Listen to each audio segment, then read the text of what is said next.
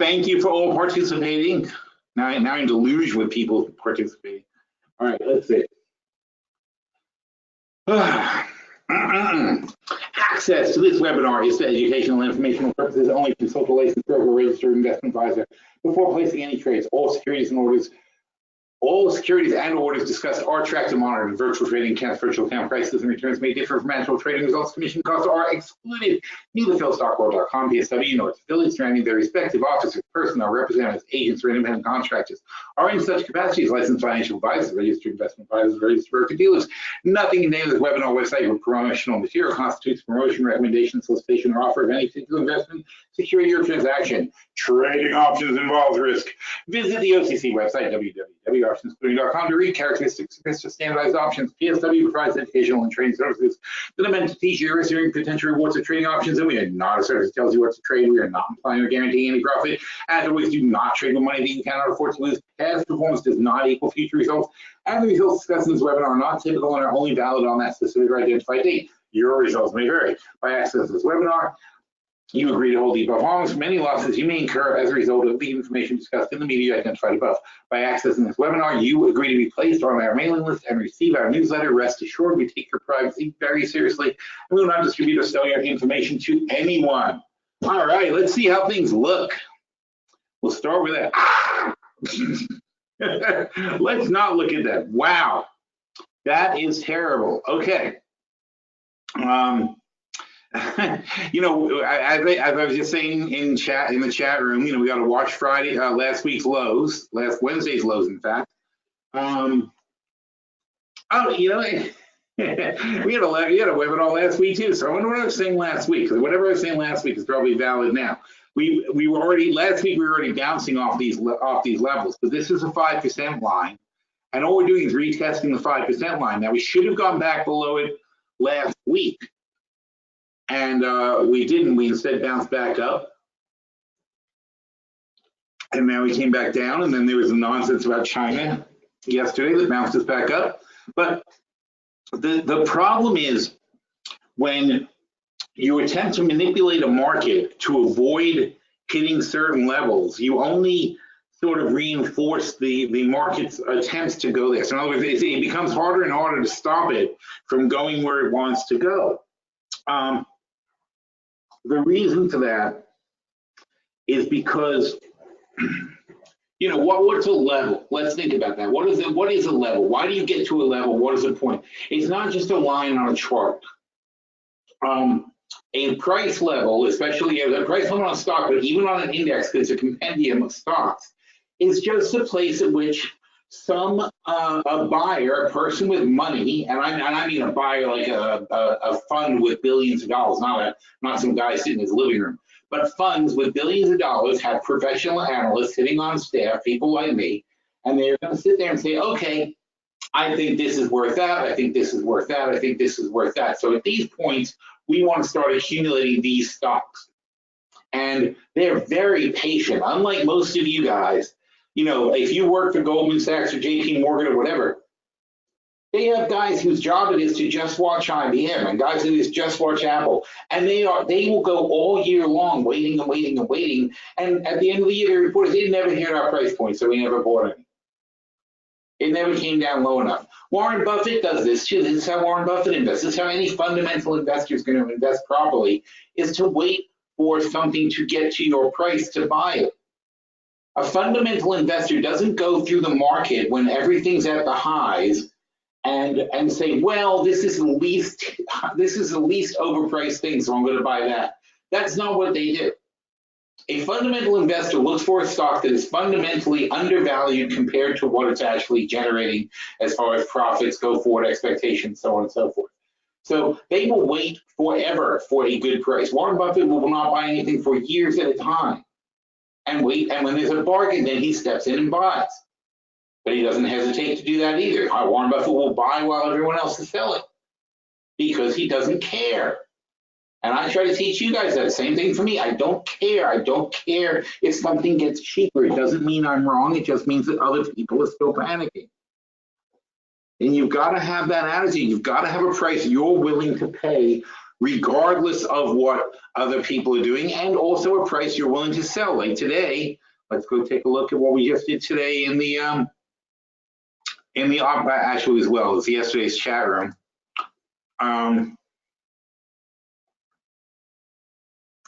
Sorry. In the options opportunity portfolio, what is that?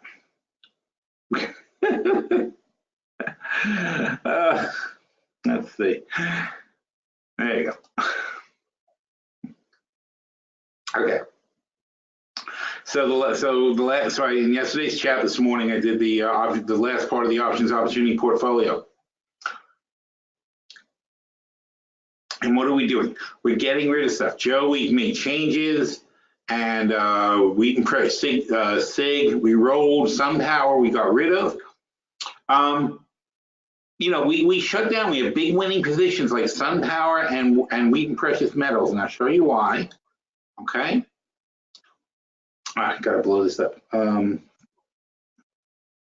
Okay, you guys should be able to see that good now. So here's SunPower. And SunPower is a 2021, so it's got 16 months to go, and it's a $4 spread times 50 is $20,000. So the most we can make on this is $20,000. And how much is it now? It's 52 minus 34 is 18, and it's 18,250, and these aren't even good prices. So we get at least $18,000 out of this spread. So why would we wait an entire year for, you know, this is $18,000 effectively cash by cashing out. So, and we made this money since 12/18. So in 8 months, we turned 1,000 cash, right? Because that's about net 1,000, not even. So we turned less than $1,000 in cash into $18,000 in 8 months. And now we have $18,000 tied up to make we can't make more than 2,000 more over the next 16 months.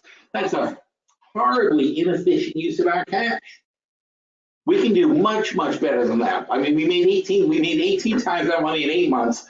And would we sit there to make 2 18s to make 10% of our money over the next 16 months? No, that's crazy. So we cash it out. Even though we have plenty of cash, we have $100,000. We're up 230% in this portfolio, but we have plenty of cash. But that's no reason not to make an efficient decision about the ones you have. I would rather have cash and be ready to deploy it. Okay, and that's the big difference between the options opportunity portfolio and Money Talk is that we do this kind of stuff, and that's why options opportunity portfolio is doing so much better than Money Talk. Because they're both similar kinds of trades, but Money Talk we can't touch unless we're on the show. We only do that one live on television. So therefore, we only change them once a quarter, and we don't get a chance to make those on-the-fly adjustments that we would like to make. This one, we're making the on-the-fly adjustments all the time. Like when a position makes a lot of money, we say take it off the table. Wheaton Precious Metals, very similar, except Wheaton wasn't fully covered. So you'd say, well, doesn't that have room to run then, right? I mean, yes, it does have room to run. The 15-22 spread, so 750 is the most we can make at 22.50. We've got 11.53. That's $4 more than 750. So these 15, the half that aren't covered, are $4 higher than the spread. The ones that are 11.50 are already 100% in the money. And again, it's the same thing. There's $2 left on the spread. It's a 750 spread in this case, so we do have more room to go. But Wheaton Precious Metals, we know this about them because we've been playing them for 3 years now. WPM, it was our stock of the year 3 years ago, and we're still playing it. Wheaton Precious Metals tends to run in a channel. The old channel was up to 22.50. It broke over that, and now it's up to 27.50. So that's about 20% higher. Is what I think the next channel is going to be. I think we're going to top out here around 27.50 and come back down a bit. It's based on the price of silver, of course, and then the logic is Wheaton Precious Metals is a streaming silver contractor, so they'll buy, they lock in silver at the current price. Okay, so they're buying futures, so they'll lock in, but directly from the producer. So they'll go to a silver producer and they'll say, hey, we're going to give you 20 20, we'll give you 20, they'll take a discount. They'll say, we'll give you $25, let's see, just so you know, whatever silver's at. Well, no, what is silver at? Oh, I'm sorry, it's a bad habit of mine. I really can't. It's very hard for me to say things if I don't know the exact numbers. Like, I don't like to go off and start talking about something. Sorry, silver's like 17. So they'll say, looking at a longer term view of silver, they'll say, okay, so Mr. Manufacturer, we'll offer you $15.50 for your next year of production. And the manufacturer's like, well, geez, he's like, I only averaged $15.50 last year, and they might think they can do better, they might not think they can do better. But Silver Wheaton looks for people who are going to offer them a discount of some amount. So they'll offer $15.50, maybe they'll offer $16, but they'll get a discount off the current price to buy all of somebody's next year's production. And they're buying basically forward futures on silver. They're going to get delivery at this price, and they're going to hope to sell it for a better price. So while the price of silver is going up, the logic is that Silver Wheaton has a bargain off their old contracts. Obviously, their old contracts have to be lower. Let's look at weekly, I'll show you. So their old contracts are lower generally than this, all the way back to 2017. And I'd say they probably have about 2 years worth of contracts at any given time. So once you hit this level, these guys are wildly profitable because almost everything they bought was probably somewhere around the 15 to 16 range. So they're making $1 per contract easy on everything they're doing, maybe $2 a contract. They're going to have a fantastic year. But as soon as silver cost starts coming down, then people start going, well, wait a minute. If silver's coming down, and this is why, by the way, when silver did crash, this is when we started playing Silver Wheaton, because I said, look, this is what happens. When silver comes down, everybody's thinking, oh my God, they must have bought all this silver at this price, and now they're going to have to sell it at this price, and they're going to get killed. And they're not that stupid, you know. They have these. That's why I said it's a 2-year period. So you can't just look back at the most recent 6 months or the most recent year. Even you have to look back at 2 years and see what they've been buying for and what the trend is.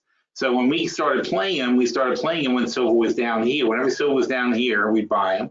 And this year they went way down, and we bought a whole bunch of Silver Wheatons in all our portfolios. And because people price it based on what's happened recently, not what's been happening for a year. And I said, well, all they're going to do here is load up on silver. They're not stupid. They know it's crazy low, and they loaded up on silver, and now they got tons of it at a cheap price, and they'll be selling that for 2 years, hopefully at higher prices. But still, even then, they're going to run out of silver, and if the silver is way up here for a while and goes down, then they're going to be in trouble. But then we just don't buy them. I don't short Silver Wheaton. I just wait for them to be in a bad position. I wait for them to be in a perceived bad position, and we play them, which is not much different than ABX. That is not ABX anymore. Gold, Barrick Gold, GOLD. Now they're not streaming. It's their own gold. They're mining it. They're going to mine it here, right? And they're going to mine it when it's selling for $13, and they're going to mine it when it's selling for $18. But you know what? It doesn't cost them more money to mine it at 13 than it does to mine it at 18. So they're making another I'm sorry, that's the stock price. My brain. All right, where are we? It doesn't cost them, they're mining it at 1,200. It doesn't cost them more to mine it at 1,200 than at 15. That's their profit margin then all of a sudden. But that's a big profit margin. These guys are exploding. They're going to make way more money than it's indicated here. All right, but we can't help it. We played it conservatively, and all we're going to be able to do with this is cash out. But they're going to have fantastic results, and then we just got to decide whether or not it's going to continue going forward. But I was pounding the table on ABX all year. You know why? Because if you go back on ABX, on Barrick Gold, sorry, I keep saying ABX, GOLD. If you keep going back on Barrick Gold, because they changed their symbol, so it messes me up. And I've been playing them for years and years. Oh, that's confusing. There's a Rheingold is gold still in Europe. Where is an American flag? There it is.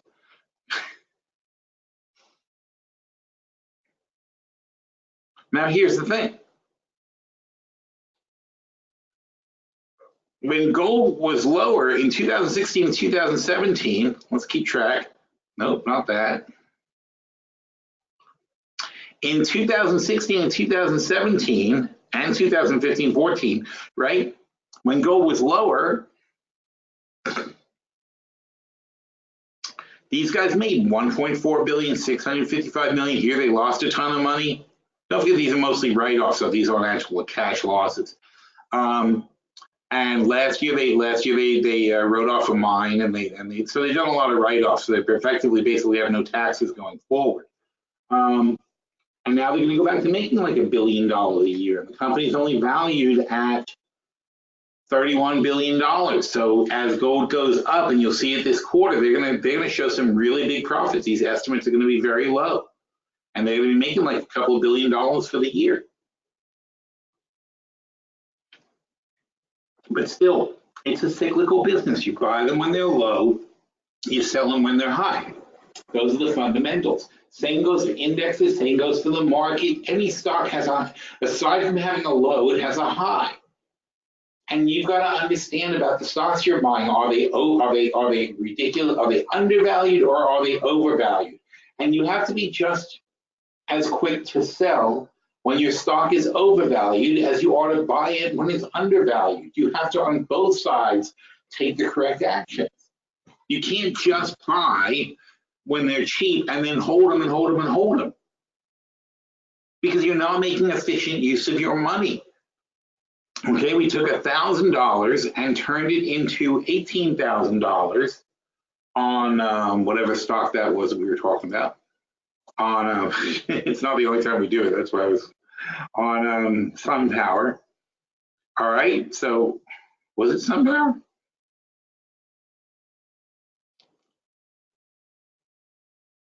Oh, that's a long-term portfolio. Do I have two of these portfolios open? Oh no, because we were looking in the chat. That's why. It was in this portfolio. That was a long-term portfolio. We have different positions. So on SunPower, we spent 10.4 for the stock. We sold puts, we sold calls for 5, 10, more than 10.4. So we had actually a credit on the spread. But anyway, so we had basically no cost of the spread. Now we're going to cash it out for $18,000. We're leaving the short puts because the short puts aren't tying up any actual money. They're tying up some margin, but we don't need the margin. That's not doing anything. We don't need the money either. But like I said, we can put the money to better use. And if we run short on margin, we might kill the short puts. But as they stand, they're so far out of the money, they're really not costing us anything. So we just wait for the puts to expire and we'll pick up another $1,400. But the bull call spread, there's no point in keeping that. Not only can take 18,000 off the table and buy 18 more positions like this one and make $18,000 each. Not that we're going to every time. I mean, this is the nice winner. But conceptually, you've got to think about what are you doing with your money? Where's your use of your money? See if anybody has any questions. Ooh, people do have questions. Let's see what's going on.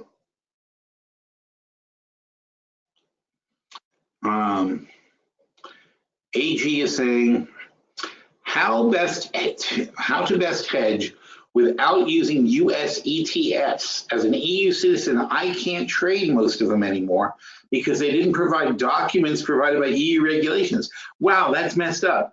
Any ideas or suggestions? Futures spreads, maybe. Wow. Yeah, I mean, you could do futures spreads, but that's pretty crazy. You're telling me you can't trade SPY and you can't trade QQQ?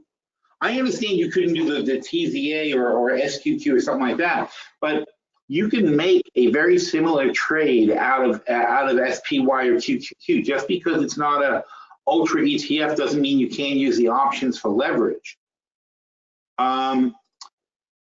Future spreads, that would be a whole big discussion that we would have to have in chat. So I was just, ask me in the chat room about that as far as that goes.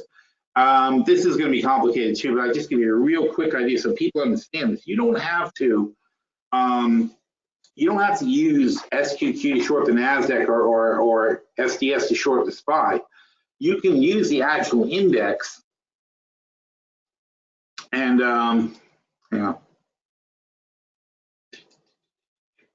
you're just gonna have to use the options to make your leverage. So in other words, if I took SPY and I want to have a hedge that goes out to, let's say, March, all right? Effectively, you can just do a bear put spread on SPY. And I can't imagine that you can't trade SPY in Europe. That would be crazy. And what you're going to do is you're just going to look for something that's not unreasonable amount of premium. Like it's at 285, the 295s, they should be $10, but they're $20. Wow, people are pretty short on this stuff. The 285s are $15. Wow, these premiums are out of control.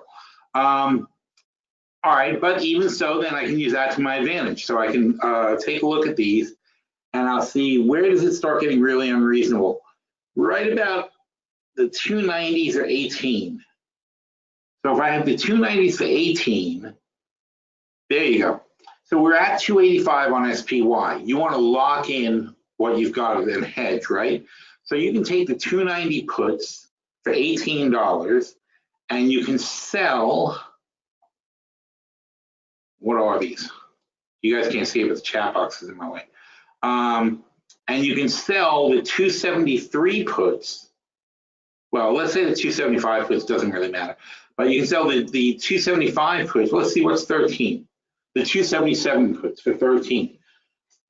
So that is a $13 spread. The 290s minus 277s is 13. So it's a five. You're paying $5 for a $13 spread. So you have $8 of upside. That's 160% upside potential if the S&P slips down to 277. We think it's going to go to 270.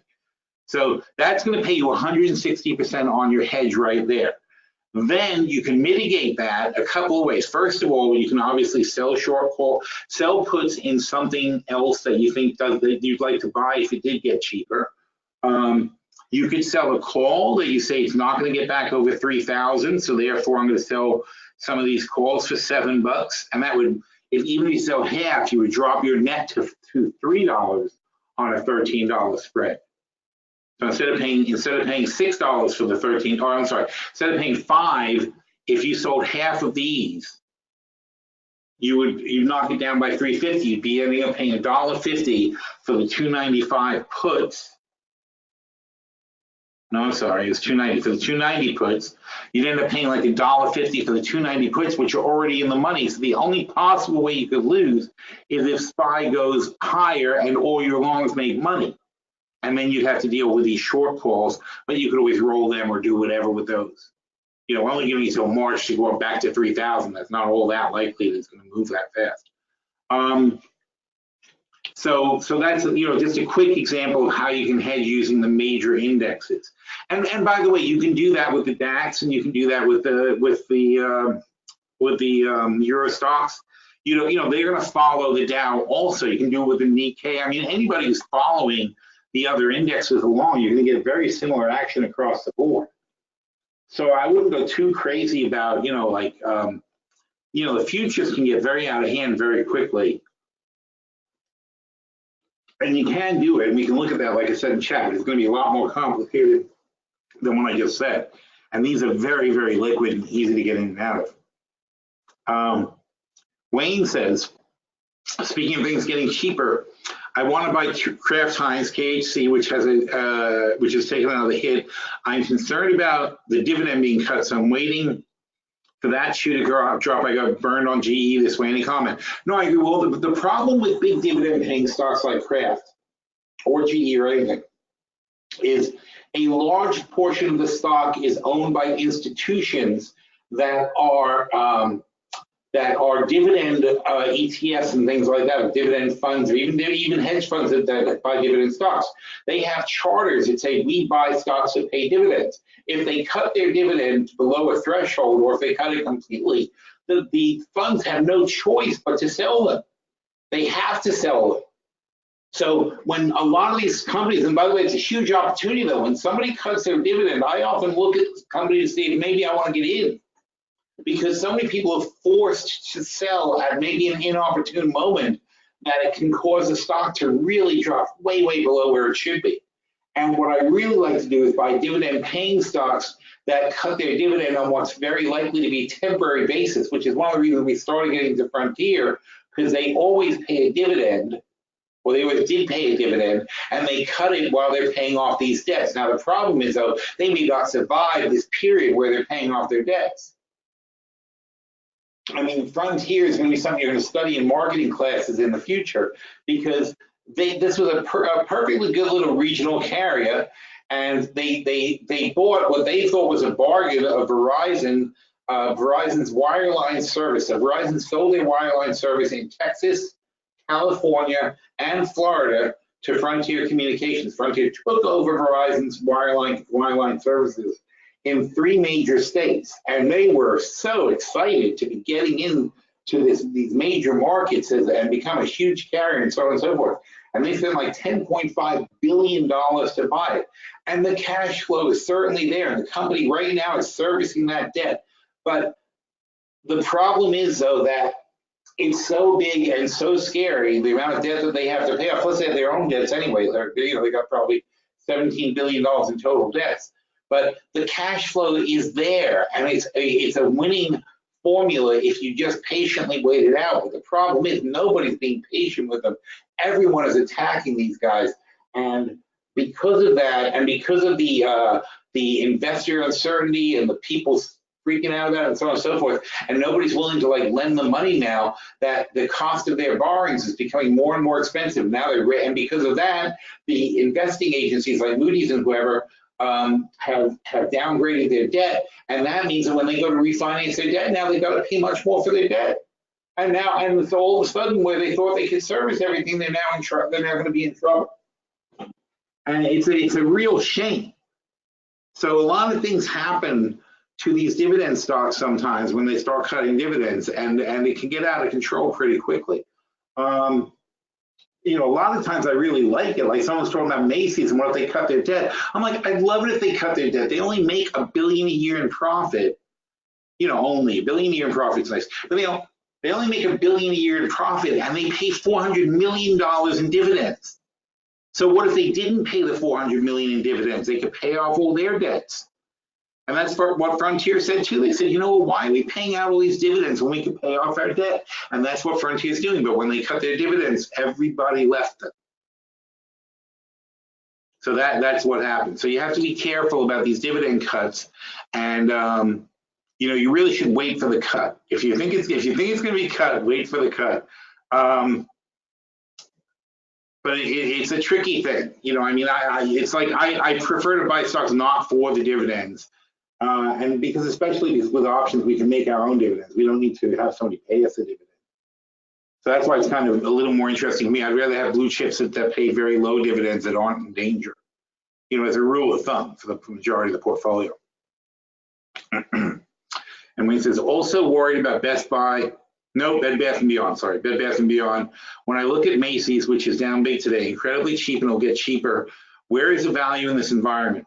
Yeah, I agree. I mean, retail is so out of favor. People seem to think retail is dead.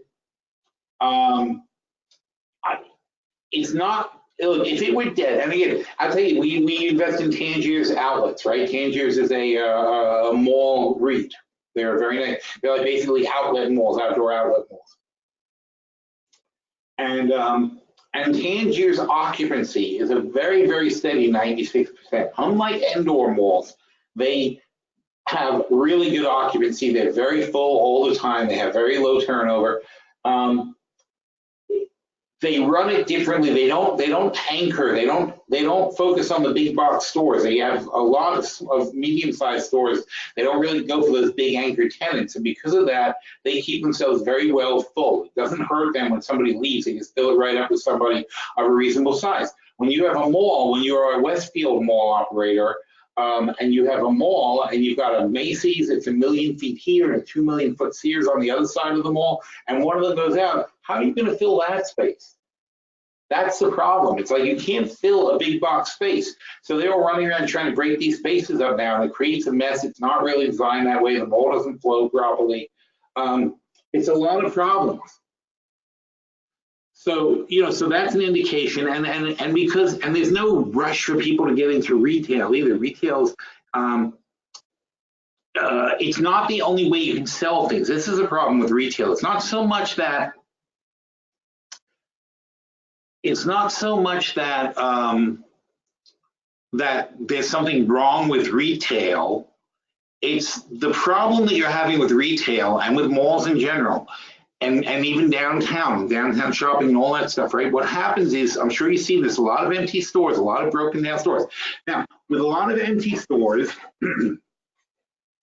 you have less reason to go to that area, okay? You know, for what, you know, it's just not as much fun going when there's half the stores are empty, there's all these empty storefronts, there's people who are out of business. You go down there, not because it depresses you, although it might if you're an economist, but it's mostly because there's just not as much stuff going on. It's not as much fun, there's not as much competition, there's not as much excitement about new stuff, and especially new stores with people with new ideas. That's the problem. The new blood, the people opening a store today do not first go to the mall. The mall is expensive. It requires a large commitment. You have to build out a lot of space, so on and so forth. Meanwhile, it's perfectly viable for me to just open up my shop on Amazon and start selling crap.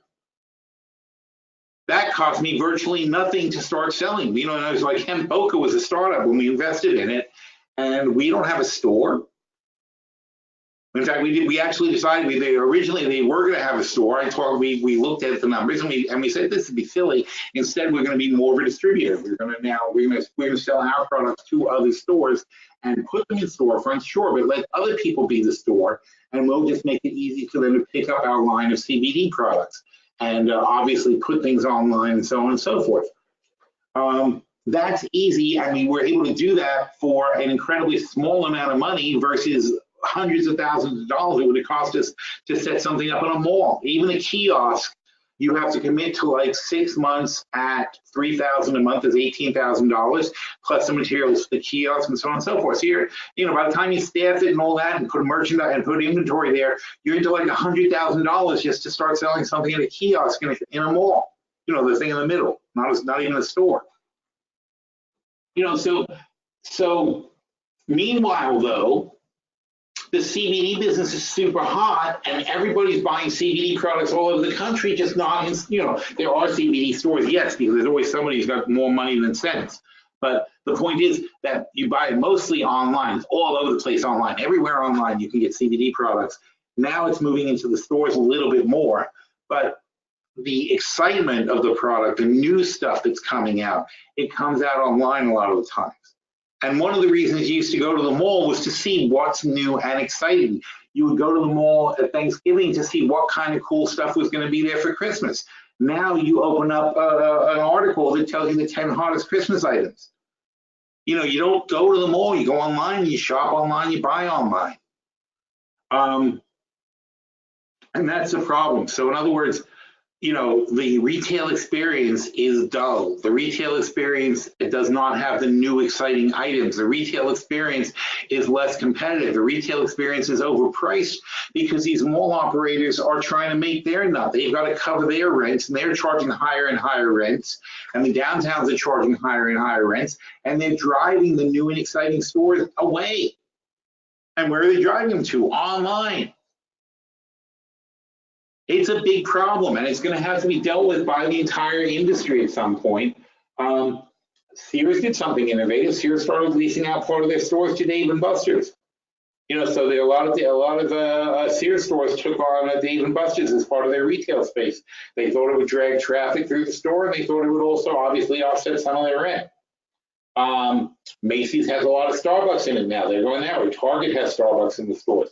You know, they're trying to make the shops a little bit more of an experience where you're overall going somewhere for stuff, not just to buy some jeans and pants or whatever.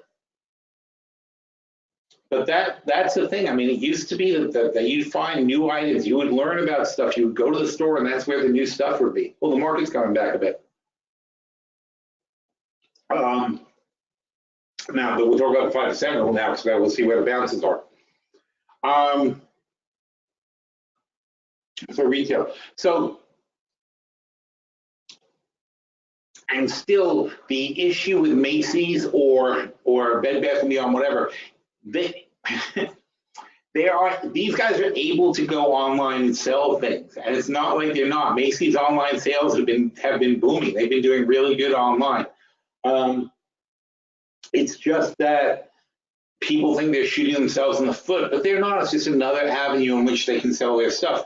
But what they need to do, all these retailers need to do, is make themselves more of a shopping experience. And by the way, the Macy's store in New York City, which is on like 6th Avenue and 34th Street,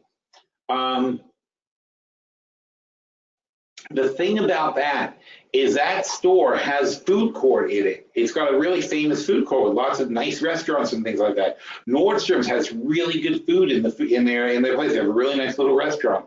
Nordstrom's has a piano player, so when you're shopping, there's a lot of piano players, which doesn't appeal to everybody, but I kind of like it. There are stores that are working on how the shopper has an experience when they go there, and it makes people kind of look forward to going.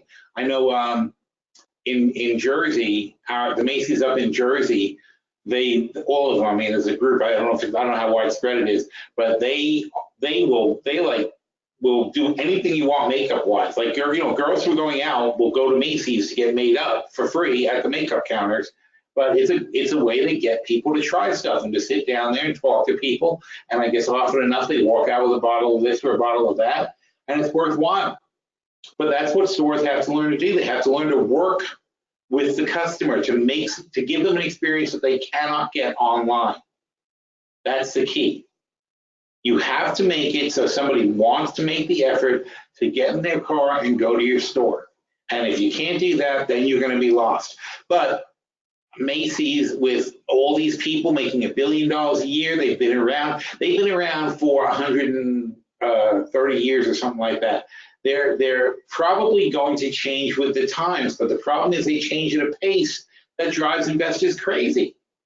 Victoria's Secret's going through this too. They're trying different things in different stores and trying to come up with what works better to attract new kids these days. And it's not like Victoria's Secret hasn't ever before had a problem figuring out how to attract the kids. They went through the 60s. Do you think kids were wearing freaking frilly underwear in the 60s? No. Victoria's Secret was a weird thing. They go through certain times when they're popular and certain times when they're not popular. Look at Abercrombie and Fitch. Abercrombie and Fitch a few years ago was death. People thought they were going to go out bankrupt. Now they're booming again. They had to change what they were doing. But this takes years. It doesn't take weeks or quarters or months or anything like that. And people just don't have the patience to sit on these retailers. If they're not too badly in debt, if the money's there, if the cash flow is there, if they've got the business, they will often figure it out. More often than not, they're going to figure it out, and they're going to be here for another 20 years, 30 years after this, or 100 years for Macy's. But you have to be able to ride out these sequences with them. AG is saying, thanks to explain. Oh, AG is talking about the European ETFs. Because the US ETF issuers don't bother to provide the documents, and the broker is IB compliant with the EU regulations and doesn't let me trade these ETFs. And he's saying basically all US ETFs. That is incredible. Yeah, so I mean, there must be EU ETFs that track the SPY, though. That's what I'm saying. I mean, there must be some ETF in Europe that tracks the S&P, or at least tracks the DAX and so on and so forth, and global indexes. It's all the same thing in that case. You just want to pick an index that's fairly well correlated that you can trade. So I think that's your first homework job, is to find out what can you trade that's well correlated to the S&P, or we can talk about index futures. But like I said, we're going to have to do that in chat. That's a very involved thing that's going to have to be done with, and I have to figure out what you can trade. Also, we have to know exactly what you are able to trade and make sure we're looking at the same things. But you can get around it. It's all the same principle. It's just a question of figuring out what you can actually trade. All right. So let's see what is going on. Oh yeah, bouncy. Let's see. I don't know what particularly happened, but you know what happened? Look at these lines. So this green line here, green line here, green line here. See how we hit these lines? That's technical support. That's purely technical. And 7,500 was a nice fat number on the Nasdaq. So we could have called that. That was pretty easy to see. All right. So anyway, so basically, now we're going to look to see if these bounces are strong or weak. So we'll start with the S&P. We fell from 29, all right, let's go 29.40 down to 28.40. So it's a 100-point drop. That's going to be easy. So we have a 100-point drop, and that by the 5% rule, you're going to see a 20% retrace of the drop is a weak bounce. So 60 right now is a weak bounce, and 80 is a strong bounce. All right, so and 2880 we already know is a very critical line on the S&P. So, you know, we're at a weak bounce now. If we get to a strong bounce, we're almost certainly going to fail at the, well, not fail, we're going to hold at the strong bounce line, but that would be a good recovery for the session. If we can get back to the strong bounce in the same session and hold it, that would be good. That would be actually a little bit bullish for tomorrow. If we fail at the weak bounce line at 28.16, see how it stops right there, right on the button? Exactly where you calculate with the 5% rule. That's what's great about it. All right, here's the NASDAQ, 77.80, okay? And we fall from that line to 7,500. I'm going to ignore this bit below. So that's an 80-point drop, and that means that you're going to be looking for a 16-point bounce to 75.36, and we're just above that. And the next line above 36 will be 52, which should be right about, wait, no, I'm sorry. Stupid me. It's a much bigger drop than that. It's hundreds. 77.80 from 7,500 is 280. It's 56 points to the weak bounce. So in other words, 280, 20% of that is 56. So we're looking for 56 here. We're looking for 60 here. We're looking for,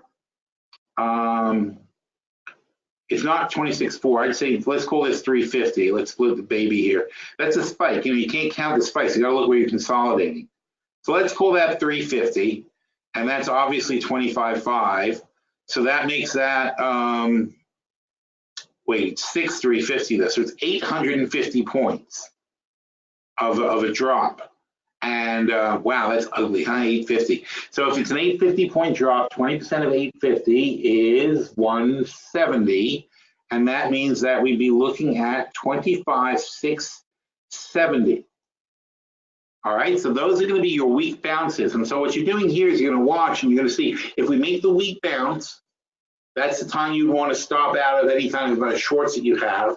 And then you start looking to see, now the next goal is going to be, do we make the strong bounce line? Now, a weak bounce in one day is fine. You want, it's in the same session, a weak bounce is mandatory. And if you can't get back to the weak bounce, that means you're probably going lower in the next session.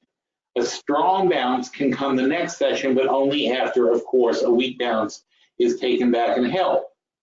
So the bounce rules of the 5% rule are, you get a 20% bounce from what you dropped during the session. And by the way, I'm talking about intraday trading. If you're looking at a weekly chart, it's during the same week. If whatever period you're looking at, you need to get a bounce in the same period. So today, if we fell 800 points, you've got to get 160 points back today, or in the same amount of time that you fell. And if you come into the bell, then tomorrow you need to get it. But it needs to be in the same amount of time that you fell. So whatever time frame you're looking at, the point is a weak bounce is a bounce that happens before the timer expires on the time that you fell. So in this case, we're looking for an intraday. We're looking for the weak bounce. And then follow through would be again in the same amount of time again, not in the total same amount of time, another block of that amount of time. You need to get to a strong bounce in the next session. And if you can't hold the strong bounce, you're probably going to go down. So you need a week. So if you're going to recover from a drop, if you're going to say, oh, this drop isn't a big deal and it's probably going to recover, if that's true, you're going to see a weak bounce taken within the same amount of time that you dropped. And then after that, in the same amount of time again, you'll see the strong bounce. And they're both going to be 20% of the drop. And they both have to be held, not rejected, of course. Right now, we're basically getting rejected at those lines. But Russell is even hitting its weak bounce. I can tell from looking at it. And here we're falling from 15.10 to 14, call that 65, that line. So what's that, 35, 45 points, right? So that means you want 9-point bounces. So 65 plus 9 is 74. Right? Did I say that correctly? It's What do we say this was? This is 1510, and this is 65. So it is 45 points, right? 45 points down would be a 9-point bounce. So 65 to 74. And that's all you have to do. It's not that complicated to figure out what the bounces are. And generally, that's that's the math part. The other part though is you always want to look for consolidation points. You don't take the spikes. You take, where did this thing consolidate? Where did it top out? And so you can see it topping out along this line here. You can see this topping out along that line here. This tops out along that line here. So, and unless you have a very big line that you want to use instead. But when you're doing intradays, you really kind of want to just go by where it tops out, not so much what's like. If it was longer term, if this was a monthly chart or something like that, I would use 26.2 because it's clearly a major point over here. It's a major line going across, and you can see it also sticking over here as well. So you go up it, you go below it, but on the whole, this line is obviously significant. And then the next line I would use, well, 25.5 is obviously significant also, so I'd use that. It's also where we bottomed out here, and again, throwing away the spike. So we spiked below it, but we came right back to it. So basically 25.5 is the big line, and it is right where we turned back last week. Now, what about the weak bounce? The weak bounce, it's the point at which people start buying. It's the point at which the value guys step back in. They start. Now, not everybody, not me for sure. I want to see a 10% correction. I don't want to see a 5% correction. But a lot of guys are going to say, oh, a 5% correction is a buying opportunity. And there's a certain amount of people will step in. The question is, how much money do those people have? Do those people have enough money to support a buyback? Do they have enough money to satisfy all the people who are trying to sell? Are there enough guys who are willing to step in right here and buy, and even if people keep selling, they're going to keep buying? All right, now, based on what happened last week, based on what happened today, I don't think so. I think we're going to consolidate a bit and head lower, which means I don't expect to see more than a weak bounce now. And I think that there aren't enough buyers because those buyers always, all the guys who were buyers back there last week, they did get a little bit of reward, but now they're right back in the same position. So I don't think they're going to all want to jump back into the same place they jumped in last week. Not without a solid catalyst. I don't know if we had any kind of catalyst that turned us back up here. I think what we're doing is consolidating for the move lower. We're going to break below here, and I think we're going to continue back down another 5% to 2,700 on the S&P, and whatever 5% lower is on the rest of the indexes. Which is fine though, because that's a good, healthy correction. At that point, now my money starts to come off the sideline, because now I'm satisfied that there's some value in these things. Right now, I'm not so excited about jumping in and buying stuff, but give me another 5%, and I'm kind of interested because we haven't had a sale like that for quite a while. So there's a lot of things I might get interested in if we have another 5% correction. And that, by the way, includes like, Macy's sold off today, Bed Bath & Beyond, retailers sold off today, but they didn't. I'm not jumping in to buy more things, because I want to see what happens when we get another 5% correction. If they hold up, if Macy's holds 1650 or whatever it's at for the rest of the day, here's Apple, so I'll change that. Oops. So if Macy's holds $16 for the rest of the day, and the rest of the, and the rest of the market keeps going down, then I'll say, oh, I guess 16 is a good buy point for Macy's. A lot of people came in here. And even when the market goes lower, Macy's says, no, I've had enough at 16. So you want to look at that. You want to look at individual stocks that find a bottom, even though the market is heading lower, because that's always a good investing sign also.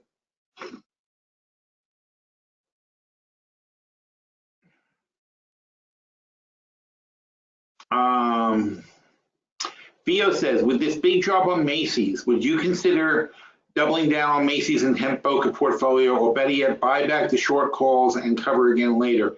I would think we would probably, Macy's would probably be a doubling down candidate. I really feel strongly that there's tremendously underpriced. I don't think people understand what they're doing. I want to go over the conference call and see what the management's saying and see where the holes are in their report. But I will be making that decision soon. And in fact, I'm definitely going to go on the Henpoker show next week, and we'll see what we can do about possibly changing that.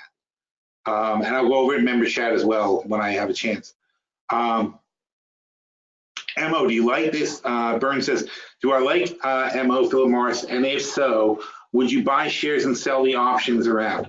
I'm not sure where they are now. Well, we'll find out. We'll add an overly M. That's good. Always ask questions about stocks where I only have to change one thing. Here we go. All right. So on Philip Morris, they're at 46 bucks. Aren't they always at 46? Isn't that like their normal thing? Let's take a look. Big chart, big chart. I think we have MO in one of our portfolios.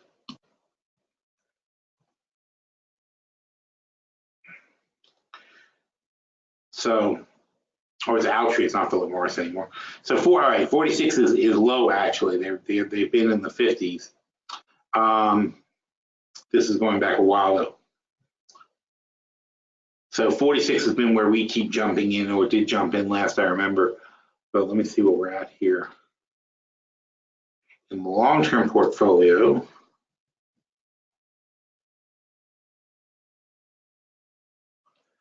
nine times, really? Okay, anyway, okay, yeah, we do have an MO position. We have the 40 calls. We picked them up back in 1221. That's what I was talking about. So we picked them up here. That's why we bought them. We bought them when they were here. So we've had them for the whole year. We're actually a little behind now. So I guess, but this position is still basically where I'd want to be.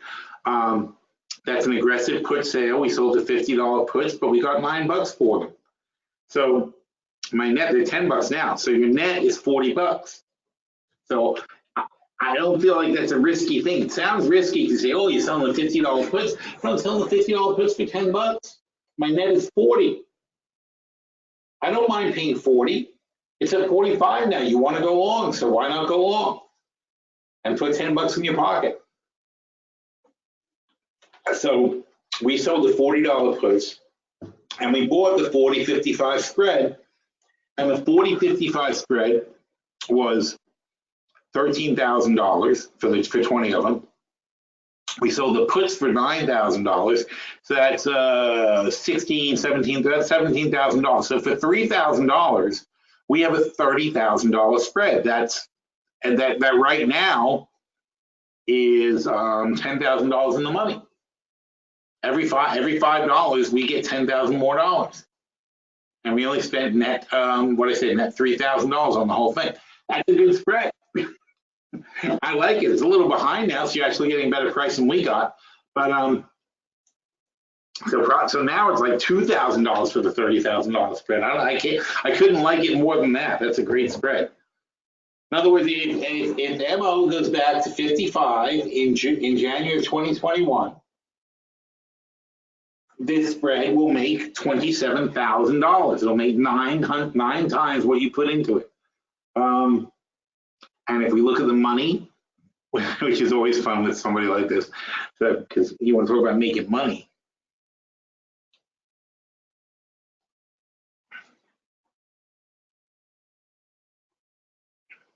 Look at this.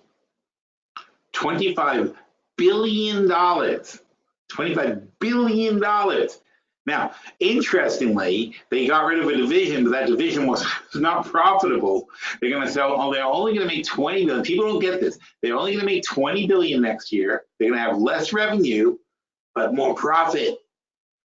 I'll take the profit. I don't need the revenue. I don't have any. People look at the wrong things all the time.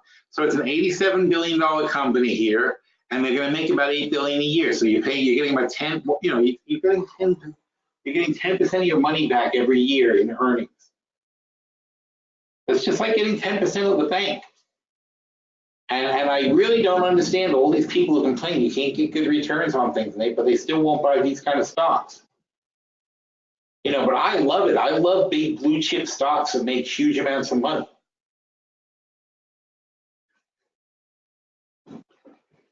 So So people are concerned about what they're doing. And if we look at what they did for the quarter, MO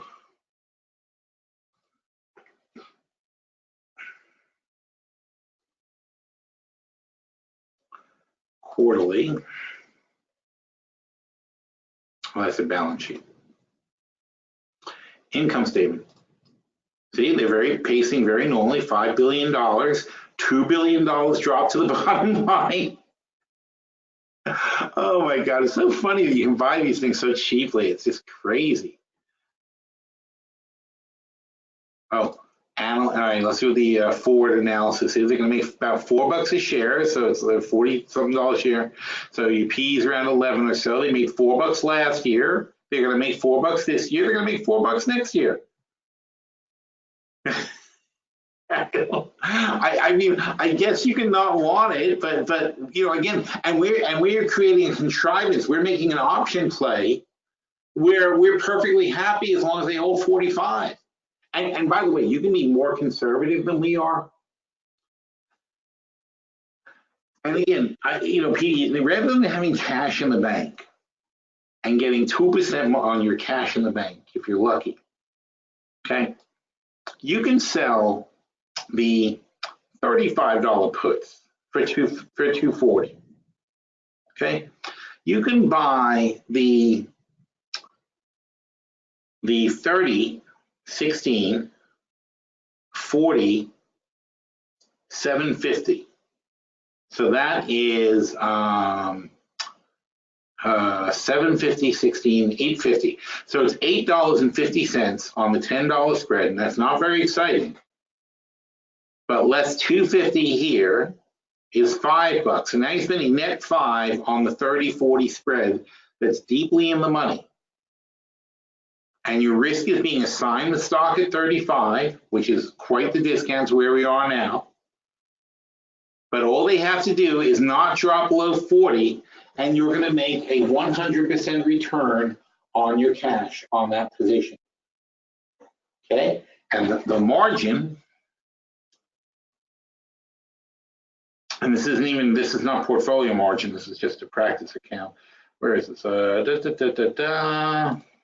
No, I did the wrong thing. Sell, single.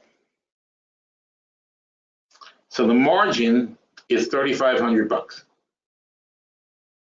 All right, so you have $3,500 in margin, and that's for 10. So if you do 10 of these and 10 of these spreads, you're going to make $5,000 against $3,500 in margin.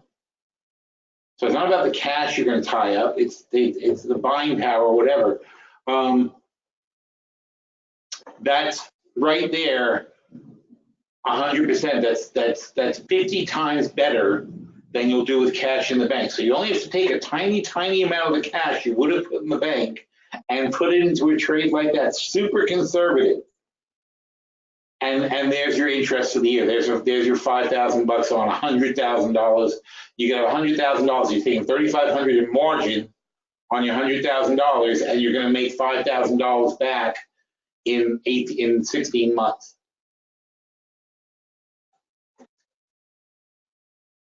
And you're not using the whole 100,000. You're just using 1/20th of your $100,000 to make 5%. So wouldn't you? I mean, to me, I'd rather do that than have a bond for tie up $100,000 in a bond so I can get 3%. That's stupid.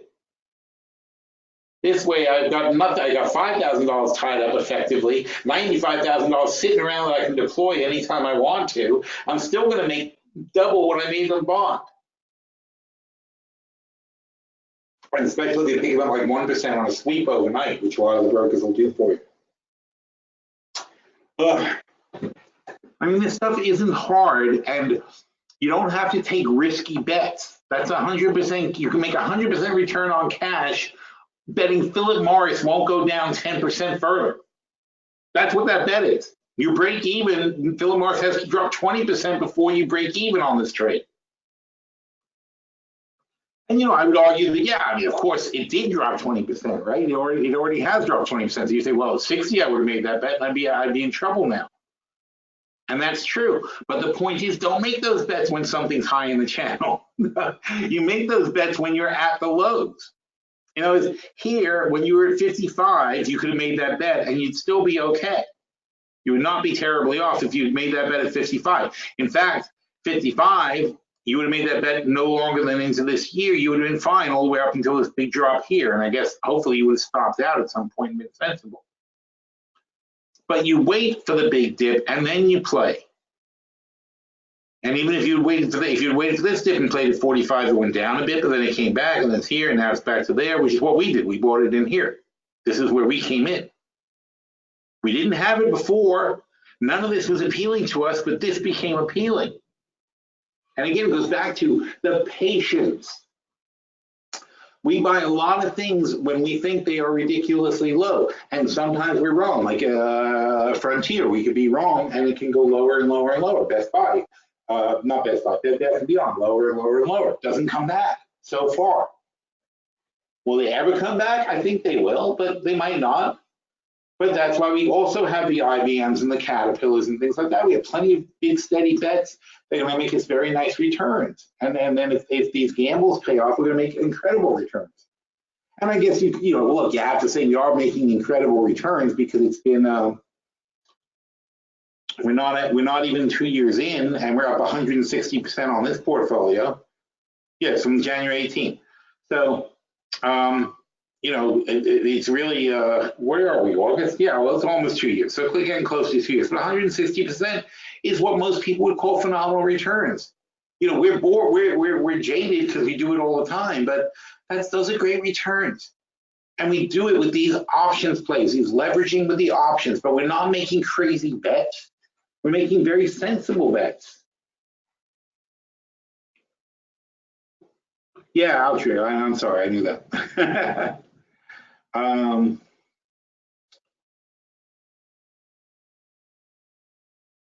Let's see, Chrissy is saying, if you were constructing portfolios today of longs and hedges, how do you figure out how much to allocate towards each side? Well, that's interesting because if you look at the Hemp Boca portfolio, what did we do? We started, oops, threw me out.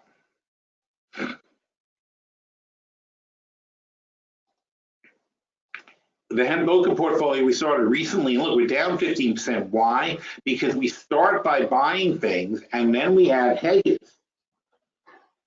So it's a question of how much money you have at risk, and then you start adding hedges. Unfortunately, with Hemp Boca, we didn't get around to putting on any hedges, so now we're down, especially down because Macy's got crushed, and that was a big force. Molson didn't do very well, so Molson got hit. All of them got hit. The MJ ETF got hit, Molson got hit, and Macy's got hit. So the only thing we have going well so far is IMAX. So we have a bunch of stocks that aren't performing well in the Hemp Boca portfolio, and we only have a very small portfolio, so we have to be very careful. Generally, you try to get in a positive momentum, and then hedge to lock in where you are. But you don't start off right away hedging, otherwise what's your point? You know, if you're in a market and you're hedging right away, then you really shouldn't even bet it, because that means you don't believe that the market's going to go up. You know, the idea is to buy when you think that things are going to be improving. You've got to buy when things are going up, let them go up, and then spend some of the money you make on the way up to lock in the hedges. But if you start off hedging, from the minute you go, you're basically just betting against yourself. And it makes it very hard to win. You're going to have a very, very hard time moving in any direction. Now, we locked down the options opportunity portfolio last week because it was very, very even. Not last week, I mean, we did a while ago, but it was very, very even. And last week we decided that we were a little bit too, bearish, and it wasn't letting us make any money. So we took the advantage of the dip last week and we cashed out some of our hedges. Now, we might regret that because if the market starts going lower, we're going to have to add hedges back.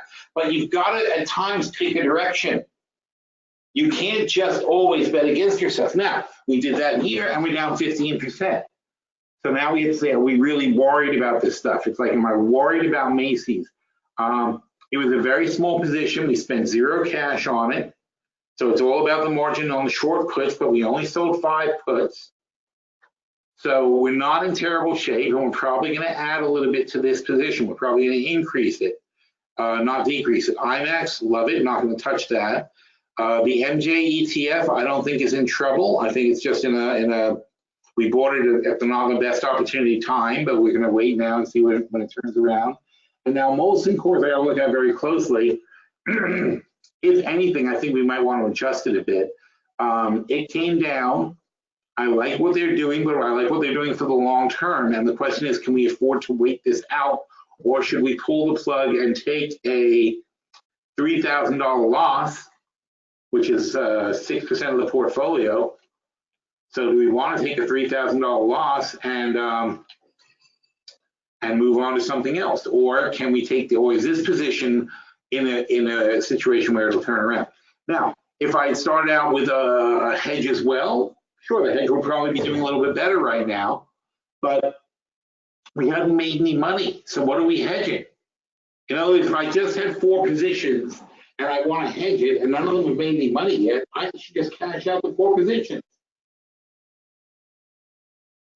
All right, the hedges are to protect your longs, but if your longs haven't done anything yet, the easiest way to protect them is to go back to cash.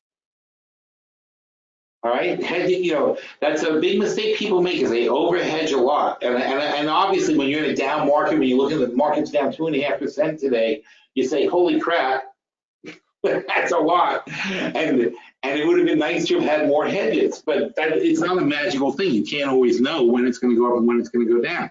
We felt that these 4 stocks were all underpriced at the time we got into them, and I'll show you, TAP was our biggest mistake so far.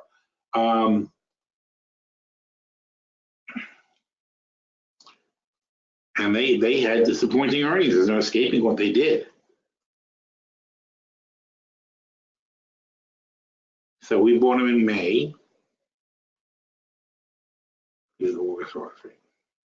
So we bought them in May, whatever. Not May, sorry, June 18th. So we bought them on June 18th, right down here. And they were doing better, and then earnings sucked, and they flopped back down. But we bought them when this happened, and we picked them up like the next day at 54-ish, and now they're at 51. This isn't a catastrophe. The earnings were priced to be bad. When they finally had earnings, they were bad. And they went down. They went down further than where we thought was a safe place. But that doesn't mean that we're wrong. It just means that the market's in bad shape. We came back fairly quickly, back to where we came in. Then it went back down again, and now it's going to sit here. And we have to decide if we want to take advantage of it, how we're going to play it. But there's nothing catastrophic about something dropping less than 10% on you. That's not what a hedge is for. A hedge is not to make it so you never lose any money. A hedge is to offset a catastrophic, unexpected loss. So in other words, if the market, if you have 90% of your money long and 10% of your money short, and your shorts pay 2 to 1, okay? So if you have a $10,000 short, it's going to pay $30,000 back. You'll make 200% on the way down. That's normal short that will take a position like that. And in fact, the one we just talked about with SPY, same kind of thing. It's going to be more than double on the way down. So we pick shorts that make about 200% on the way down. So the 10,000 becomes 30,000. Now, if your longs are fully invested, then a 10% drop, let's say in the S&P, is going to cost you 10 to 20% on your longs. Let's say 20%. Let's say you have heavy option leverage and it costs you 20%. Then that's $20,000. So your 90 will become 70, but your 10,000 on your hedges will then become 30,000, and you still have the same $100,000. That's what the hedge is for. And you have $100,000 when the market has sold off and everything is cheaper now to buy. So you can reposition your portfolio and spend some of that money and do that while things are cheap. And that's what we do all the time. Even if we're not buying new positions, we're repositioning the stocks that went down on us to give ourselves more leverage. And how do we do that? We roll down our longs whenever we can do it for like half the price. So in other words, if we can roll a long call down $10 for $5, that means we're buying $10 in a position for $5, and we only do it when that's in the money. So what have we done? We've taken full advantage of a market dip, right? So in other words, if Molson here comes down from 57 to 50, and we look at our,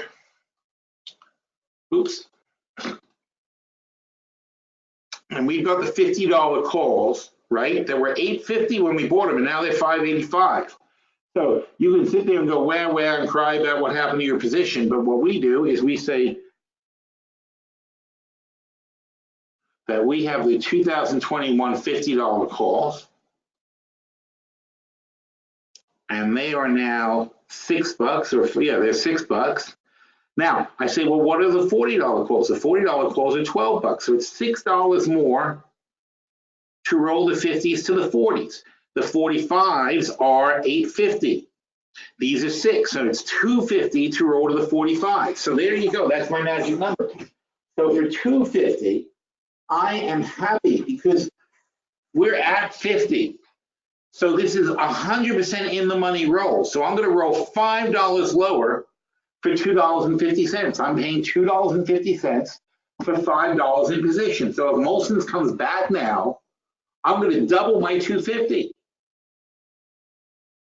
As long as Molson's doesn't go lower, I'm going to double my $2.50. So even if I lost some money, and I did lose some money, how much did I lose? I lost $8.50 to 6. I lost $2.50.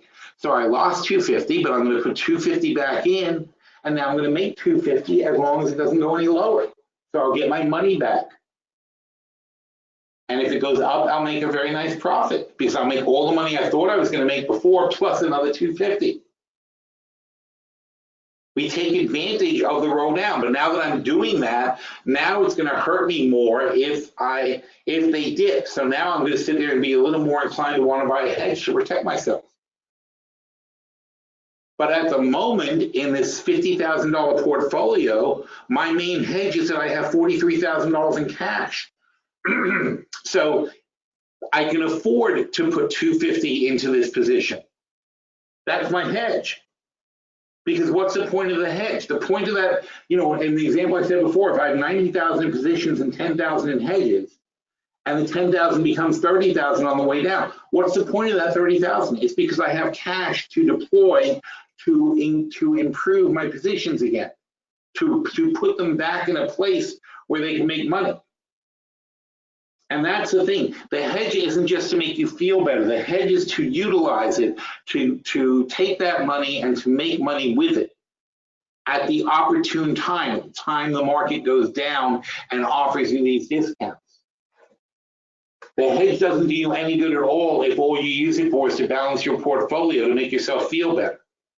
You have got to be willing to ride out a loss. You've got to be willing to go the position. And that's why you have to have positions that you actually believe in. And Warren Buffett says that over and over and over again. He'll say only invest in companies that you understand, only invest in companies that if the market shut down tomorrow for 5 years, you don't mind because you have enough faith in that company that it should be there 5 years from now making money for you. You don't need the market to make you the money. The company should be making money. And by the way, there's a guy who's the biggest shareholder of Kraft Heinz. Speaking of KHC. I really think that Buffett's going to take Kraft Heinz private, but we'll see. So far, nothing's happening, though. I mean, it's just incredibly cheap, and he's not doing anything about it. But anyway, so the point of the hedges is to provide you with ready cash to do something with. This early in a portfolio, we have the cash. Okay, we have $43,000 in cash that we can play with and adjust our positions. We don't need the hedge. As we have less cash, then we need the hedge because the hedge is going to provide us with ready cash to get going. But at the early stages, your cash is your hedge, and you just have to make sure things don't go too crazy on you. So being down 15%, I still have tons of money to adjust these positions. I'm not worried about it. If we go down 25, 30%, I have to be a little more careful because I can't afford to be below 50% down. Then it's going to be very, very hard to recover. And you always want to keep your positions in a place where they'll make money at your target. So in other words, IMAX, we need IMAX in January to be over 21. IMAX is now 20.70. And we get paid in full. And by the way, this spread is a $4,000 spread.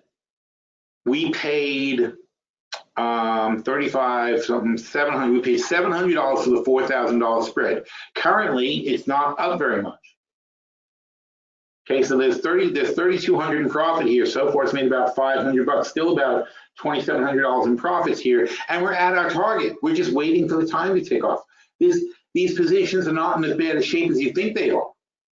Macy's is in bad shape, no doubt about that. We're going to have to, and unless we believe that 25 is still a very good target, we're going to have to adjust this position, because you don't leave a position in a place where you don't believe in the target. All right, I do believe in that target, but that's beside the point. So the thing with Macy's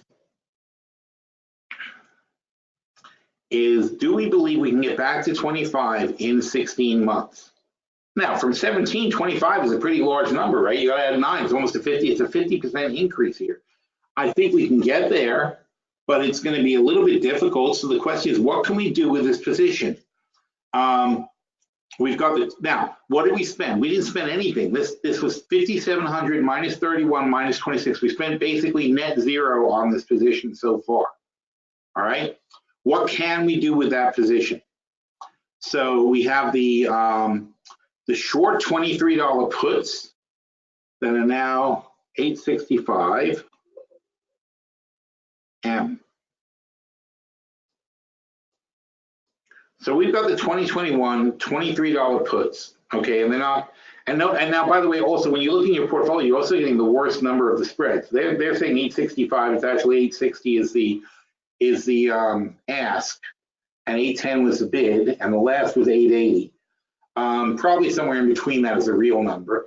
Meanwhile, though, we could roll these down if we wanted to the $18 puts, and those are 460. So if we wanted to, we could roll it down to 10 of the $18 puts, but I don't think I want to do that right now, and we're not in a hurry because 23 minus $8 is 15.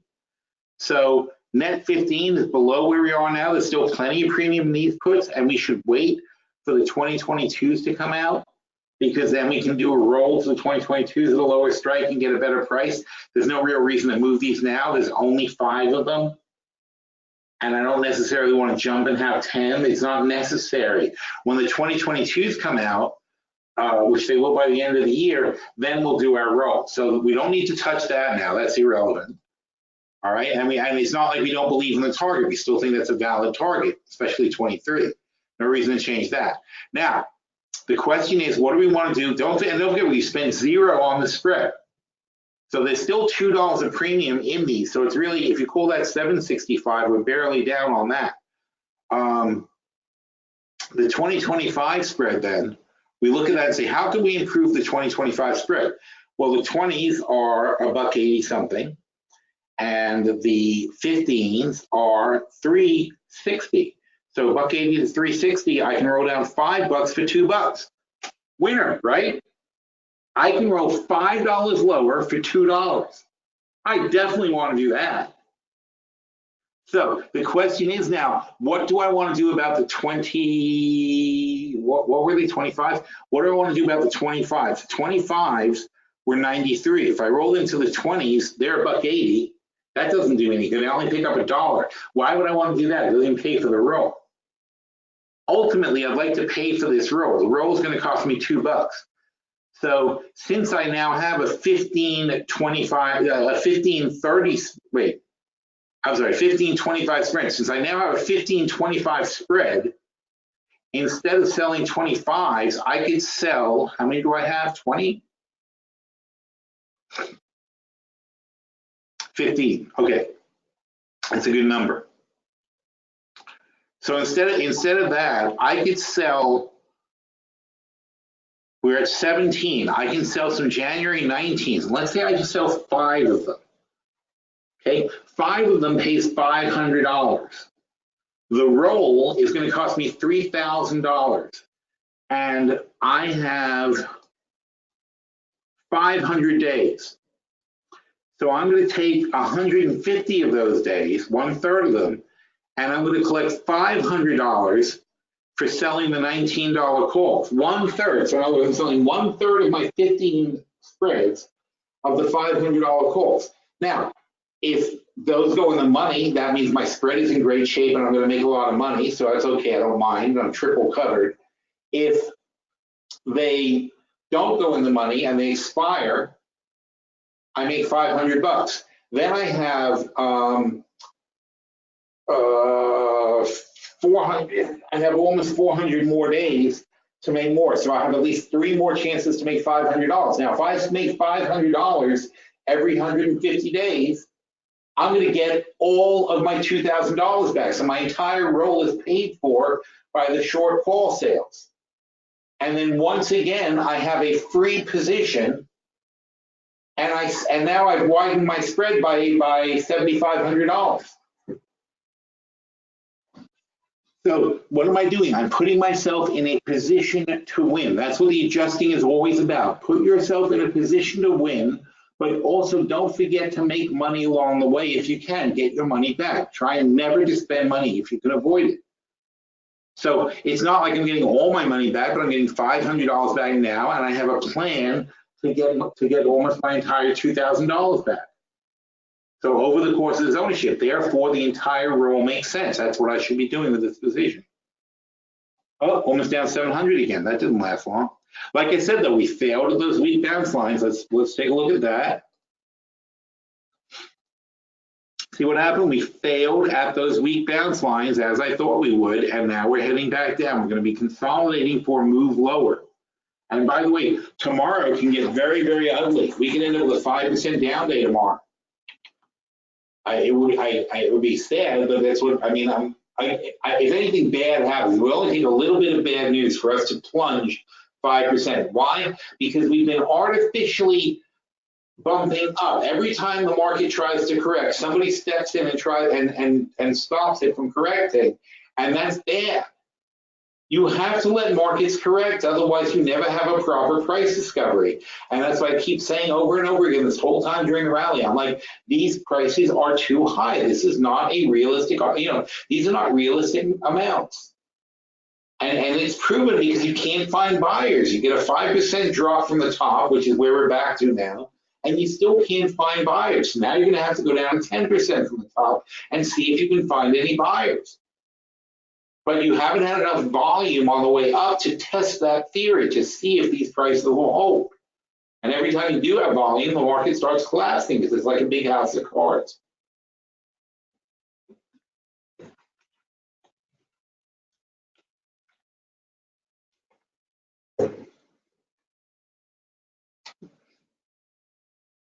What else is going on? Okay, good. Questions? Chrissy says, can you explain the crude inventory today? It says they had 1.6 million and they were forecasting minus 2.5. Well, I don't know if, I don't know, I'm not sure what forecast you mean. Is it the API? Are you going by that chart from the chat? Let me see, I gotta find out. I know I posted a chart in the chat room. Make this a more normal size.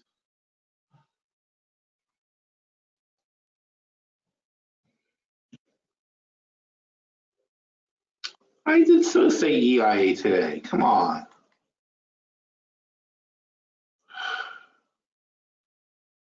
Oh, that's not today's thing. See, I know what I said. So this is our live member chat room. For those of you who are not members, EIA.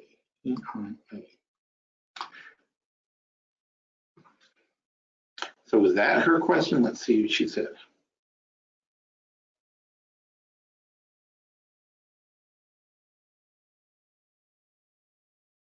I guess you meant this EIA survey was the forecast, because that says minus 2.5 million. And in fact, the oil inventory was, I put that way down here. There it is. And it was in fact 1.6 million barrel build. So in other words, they thought there was going to be a bigger build than there was. That's all. Somebody forecasted. In fact, there's the consensus here.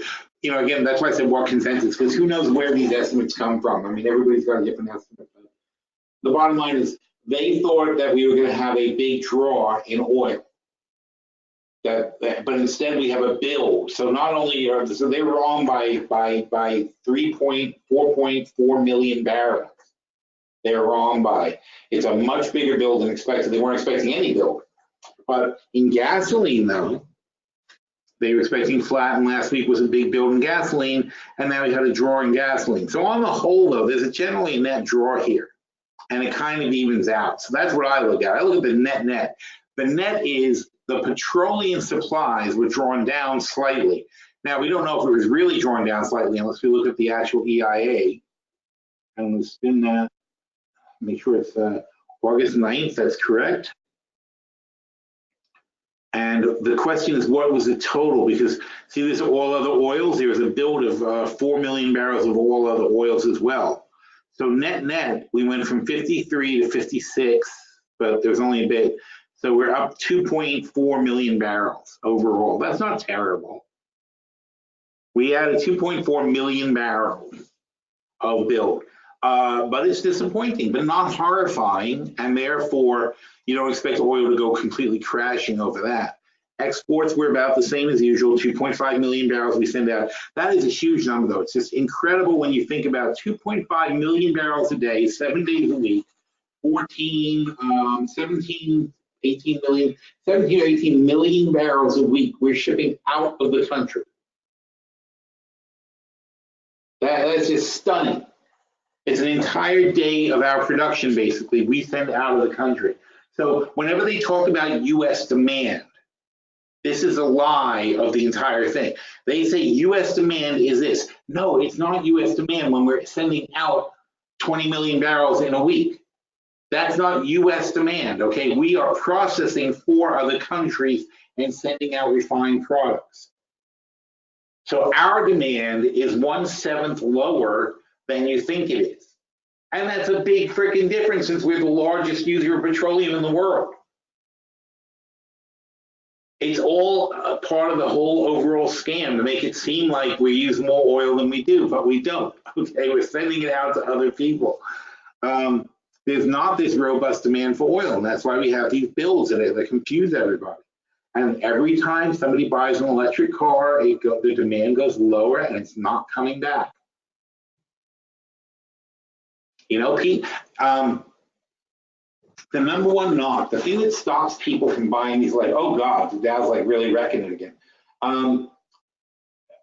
The thing that holds back electric cars is the whole anxiety thing of people. There's a couple of things.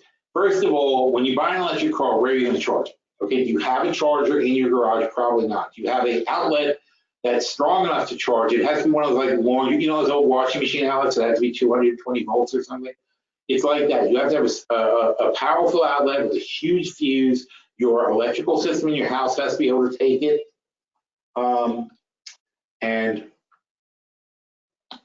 you might need to buy some kind of a transformer for the wall or something like that. It could be like $1,500, $2,000 just to put the plug in your garage for the car. But on the bright side, no more gas payments. The average car uses about $1,500 a year in gasoline. And if you think about it, that's $30 a week. Okay, so do you use that? Yeah, you probably do. So the average car uses $1,500 a year in gasoline. If you initially are buying the car with a 3-year mindset, like a lease, an electric car, and you're spending 1 year of your savings to put in a wall plug, it makes it a little tricky to make that leap. Then you have the anxiety of, what if I'm not home? What if I'm not in the garage? What if I'm at work? What if I go somewhere and I want to charge it? So There's a lot of that too. Most of that though is irrational anxiety, because as more and more people get electric cars, more and more people have conversations where someone says, oh, you have an electric car, don't you worry about the gas, don't you worry about running out of electricity? And people go, no, that's silly. You know, and when your friends start telling you, no, that's silly. Why? Because in reality, what do you really do with your car? When are you going 200 miles in your car where you can't stop or do anything? And most people have two cars. So if you're taking a big trip, you don't take the electric car. That's not a big deal. And more there's places where you go, there's apps that tell you where to go to charge your electric car. You know, when you're at the mall, you can charge your electric car at the mall. When you're in a lot of shopping places, you can charge your electric car at the shopping place. I'm not a big, I'm not advocating electric cars. I don't think they're ready yet, but it makes perfect sense. And my daughter, frankly, is dead set on getting an electric car. She's like, well, I don't want to pay for gas. I'm like, you gotta be careful. You might, if you're paying for electricity, you're not paying for gas. But she says at her school, tons of electric chargers, no charge, free. So where's she gonna? And not only that, but the electric cars get better parking spots. They get right next to handicap spots, the electric car parking spots. They're encouraging people to have electric cars by offering them better spots. They're totally not being used. And my daughter's like, okay, so I leave my car there, I charge them for free, I drive around, I have no expenses. The cars require less maintenance, they're less likely to break down, and they're environmentally friendly, and she feels good about it. This is going to spread and spread and spread. And not necessarily Tesla, but whoever the hell does it, it doesn't matter. The point is, we're going to have, all cars are going to be electric in 20 years. Pretty much all cars are going to be electric in 20 years. So there's a huge potential sales fleet for that. And it's going to kill gasoline though. And then what's the point? All this gasoline, of our 20 million consumption, 10 million is gasoline. And yeah, maybe 20% of that goes to trucks or something like that, but the rest doesn't. You know, for people, people who need a truck, you need a truck. You're probably not going to replace the truck fleet. Although somebody just shipped out their electric trucks, so not Tesla, not anybody you know, but somebody, a manufacturer in Europe, just started shipping electric semi trucks. They just put them out.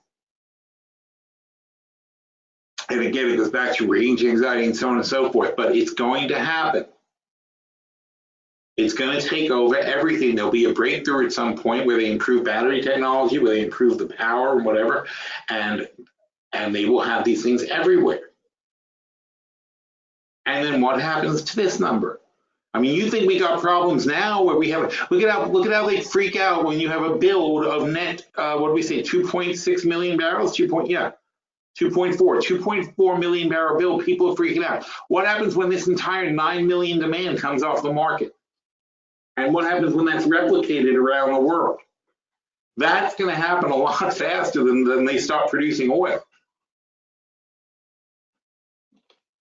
So oil is on the way back to 20 in a long, slow death march over time.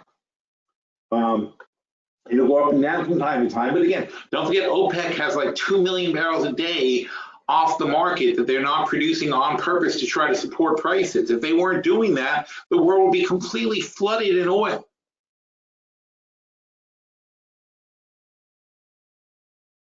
They got big problems. That's why the Saudis are trying to do that Aramco thing again. They can't keep, they have to dump it. They have to sell this thing. This company is their entire economy.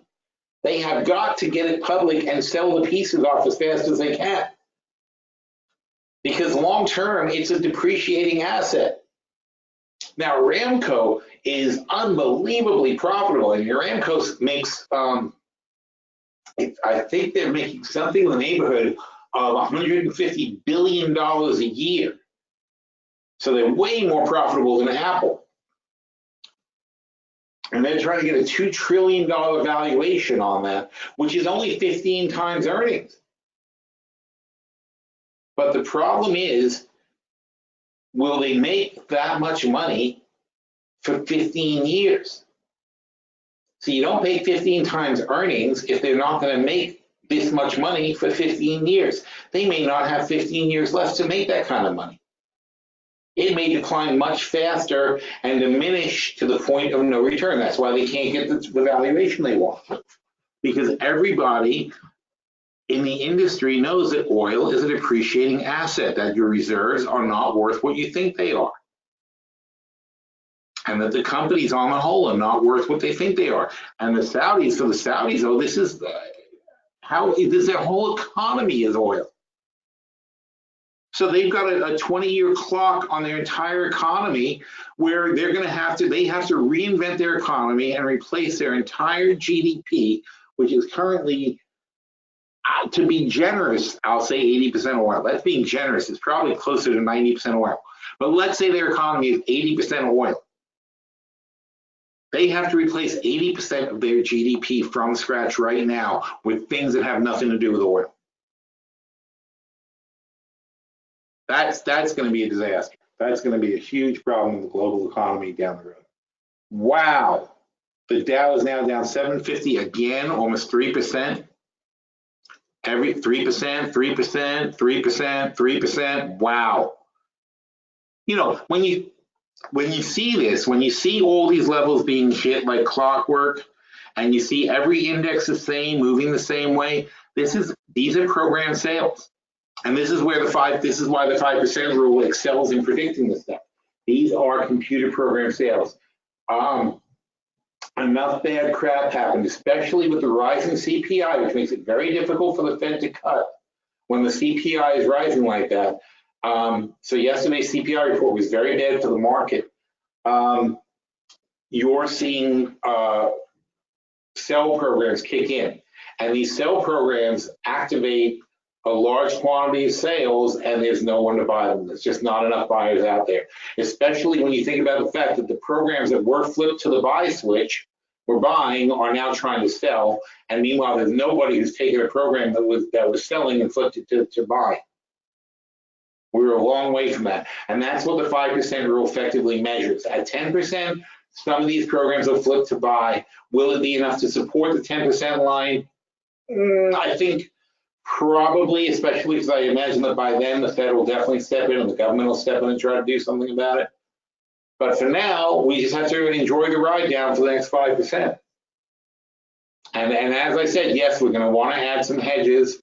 We'll take another look at that a little bit later. I'm not willing to do it today. I want to see what happens tomorrow. Although tomorrow we may be down 5%.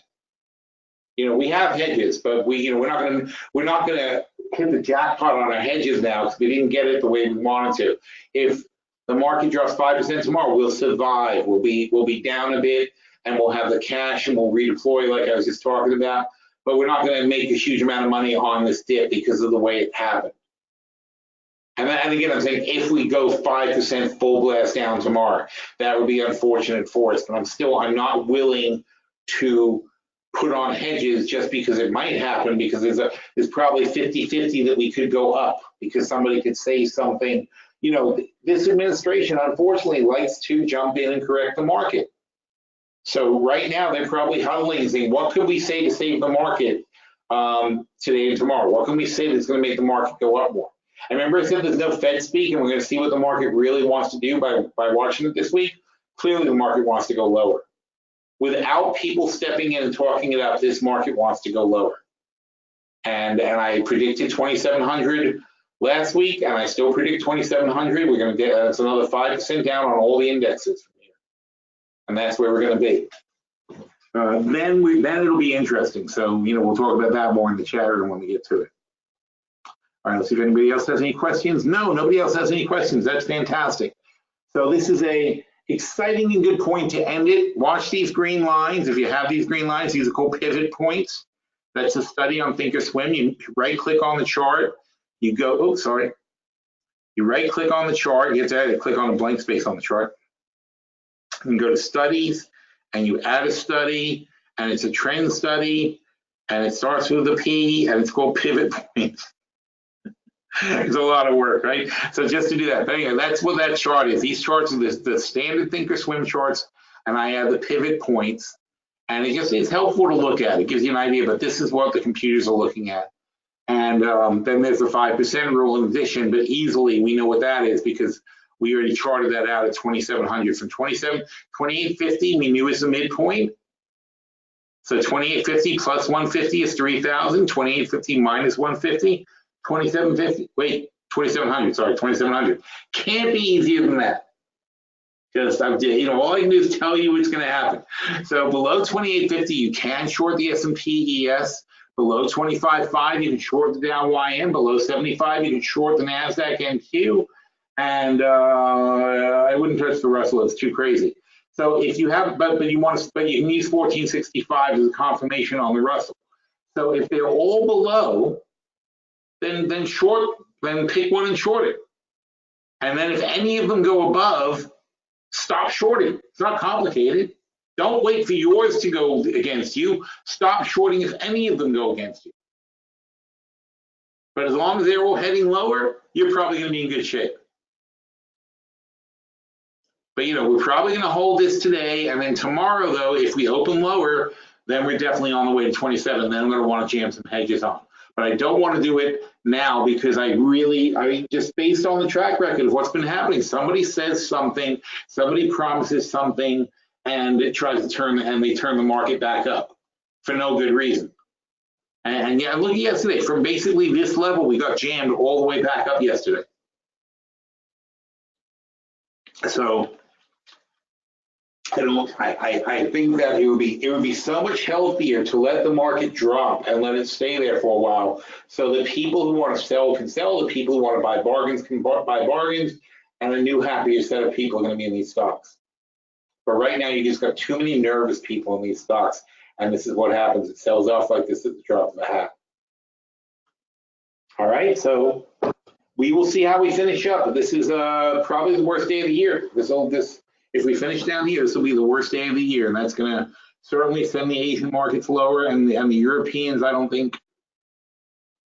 How do the European markets do today? Let me see.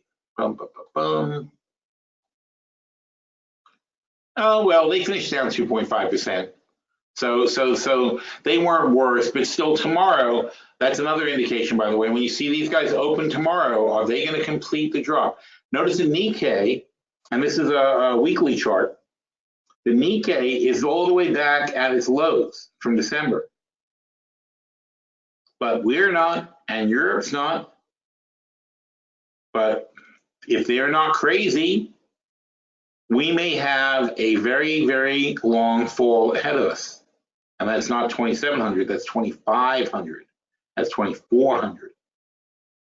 That would be ugly. So we kind of hope that doesn't happen, but the Nikkei is not giving us a good signal, and they're not going to like what they see here tonight. When these guys open up at 9 o'clock tonight, they're not going to like what they see here if we're down this much. Their computers are going to flip to selling, and they're going to start retesting their lows. So if you see the Nikkei below 20,000 tonight, we might want to just add on some futures shorts now. But like I said, I mean, if you feel you're underhedged, the way to go is to just watch these lines, and if you see two of them below, just short the one that's not below and follow them down, because this can get pretty ugly. And look, and we got a strong dollar though. That's actually good, because if the dollar's way up here, it won't take much for the dollar to come back down a bit, and that will help boost the indexes back up. But this is not a good chart. It's not. We have the weak bounce. We failed it. We're coming back to the line. We're probably consolidating for a move down. That's the same exact thing I said last week, and it's the same thing I said yesterday. And we keep getting saved. So that's why I'm not really dying to add more hedges. We have adequate hedges. We have very adequate hedges in our portfolio. We have $400,000 worth of hedges in the short-term portfolio. But if I know for sure the market's going down, I'd like to have $700,000 worth of hedges. I'd like to make money on my hedges, not just stay even. That's why the short-term portfolio is up so much for the year, because we make good decisions like that. But right now, we just don't have enough information to be sure. Best things to stay in this fairly neutral posture and see what happens. If we do get the follow through, then we can make an adjustment. But the only thing I'm worried about is tomorrow we get a 5% boom, like down so fast we can't do anything about it. But if that happens, all that's going to really happen to us is we won't make money. We're not going to make money on the short side, and we'll just have to deal with it. And I don't really mind that. I'd rather do that than make a mistake and misallocate. So that's where we're going to be. So very exciting stuff. And wow, yeah, down almost 800 points at the moment. That is crazy. In fact, the futures are down 800 points. That is an ugly, ugly day. And don't forget, nothing happened except that all the bullshit wore off. This is a weak, weak market, all right? So everybody be very careful out there, and do make sure you do have some hedges, and feel free to ask me about that in chat, okay? I'll talk to you later. Have a good day.